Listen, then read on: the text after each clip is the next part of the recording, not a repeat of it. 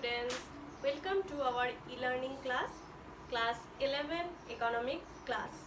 Okay, so we started our second chapter, collection of data. So here we learn how to collect the data. So how to collect the primary data, how to collect the secondary data. So we continue the class with how to collect the primary data. Okay, so there are some methods. These methods already are given. Okay, so and personal direct method or direct personal investigation, this method we discussed in the previous class. So today I will discuss another two methods, indirect oral investigation and information through correspondence. So what is the indirect oral investigation?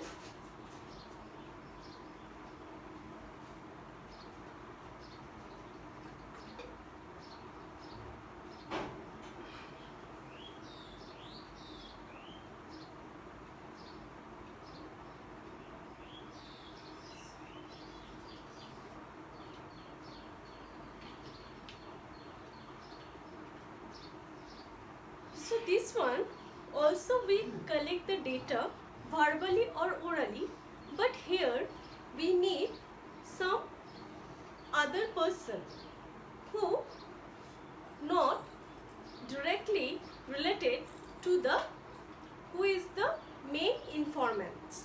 Okay, so under this method, instead of directly approaching the informants, the investigators interview several other persons who are directly or indirectly related to the actual informants. Okay, let's see if another place there or in a car accident in a road.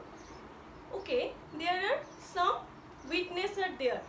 After the accident, they together other some persons who are not related with the accident, but they are the viewer, they are the witness.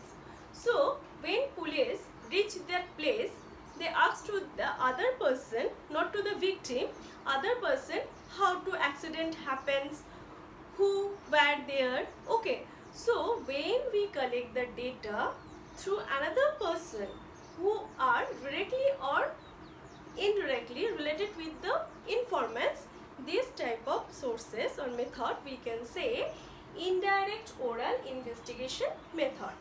So in this method there are some merits and also demerits.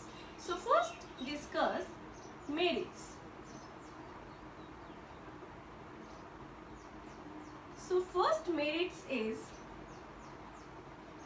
wide coverage.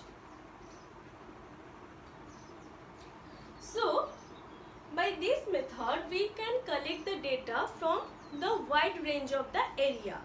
Okay, or we investigate through the any other person from any wide range of area. A wide area can be brought under the investigation through this method. Now the second one is economical.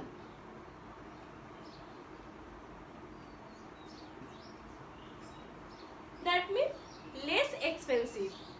So in this method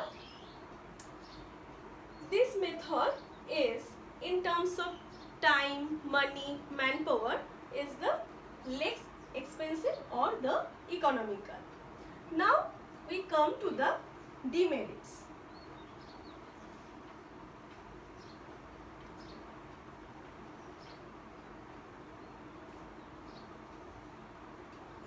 So which are the demerits? There are some demerits are there. Indirect information. So this data we collect from any other person, not the informants. So here the chances to collect the data or the information may be doubtful, not maybe exactly. Okay, so since the information is not collected directly from the party, it is doubtful that it will be fulfilled true. It may be true or not. Okay. Next,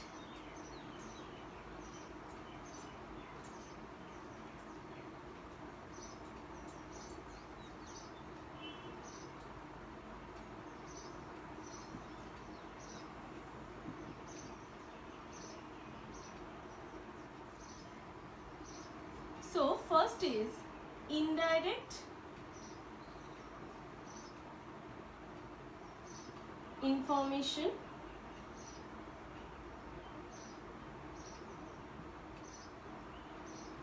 Next one, lack of accuracy. So as compared to direct investigation or direct personal investigation, the degree of accuracy of data is likely to be lower. Okay, so there are lack accuracy or not chances to collect the accurate data. Why? Because this data collect from through the other person, not from the direct informants. That's why there are chance for the less accuracy of the data or information. Next, lack of uniformity. That means the information collected from different person. That's why the different person gives the different types of information. Not maybe they are the information homogeneous. Okay, so different person gives different types of information. That's why which are difficult to comparable. Okay, or when we compare this is a difficult to the investigator. So there are the lack of uniformity. So data may be or not be homogeneous. Next, number 4, possibility of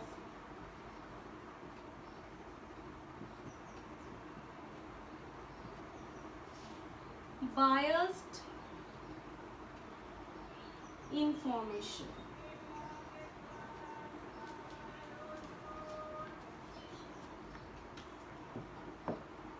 That means the respondents or witness can modify the information according to his personal biasness. If he personally know to the informants, or he personally related with informants, or he not want to give the accurate information, so there are some biasness. Okay, so according to his personal biasness, we maybe not get the true information. So that's why the possibility of biased information. So these are all about the indirect oral investigation method. Okay, the next one is information through correspondence.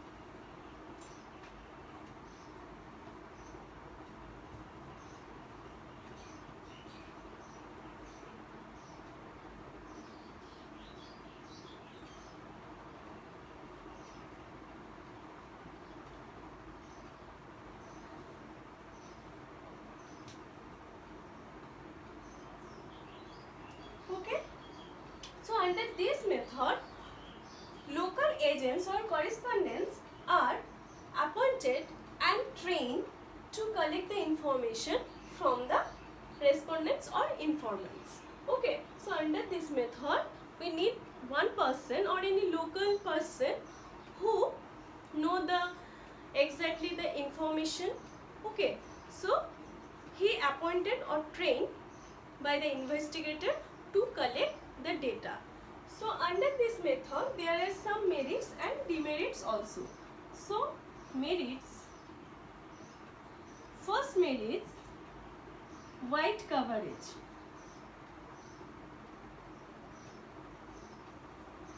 So this method useful where the field of investigation is very wide and the information is to collected from different parts of the country, because we need the information from different parts of the country. Then we appointed the different person in different region of the country and he or she give the information to the investigator. Okay students, so these are the wide coverage. Next is the economical.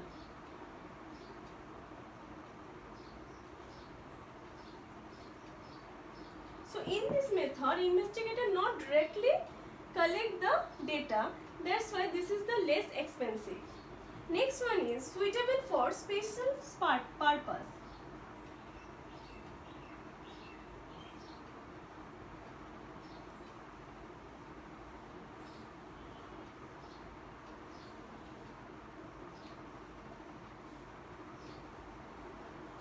So under this method, or this method is suitable for some special purpose of the investigation. Okay, if we need the particular region of the information from the particular region or particular person, then from there we hire any local person to collect the data. That's why this is suitable for special purpose. Next one is the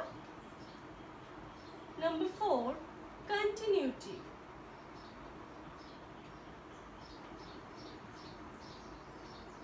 Okay, so it is very useful for collecting information on regular basis. So who is the local person or correspondent, he or she regular basis send the message or send the information to the investigator.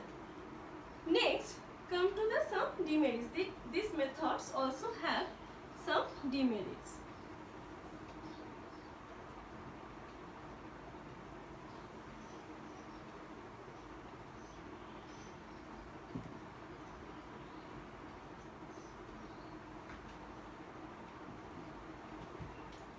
So first one is the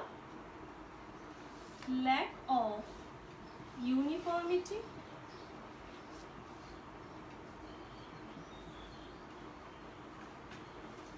The information supplied by different correspondents often lack homogeneity, and hence not comparable. Okay, so in this case or in this method also the different person they not give the same information, so there are the different type of the information. So this is the one problem of the information through correspondence.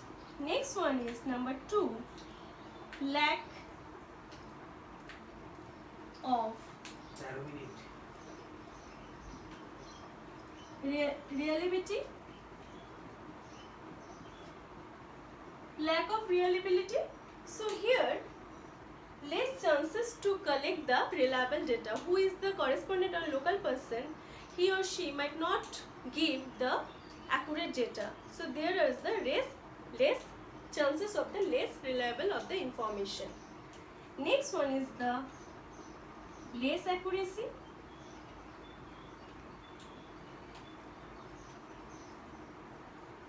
So who is the correspondents who give the data or information,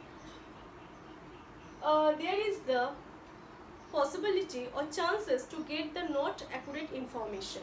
Okay, so that's why there is the less accuracy. Next one is the costly.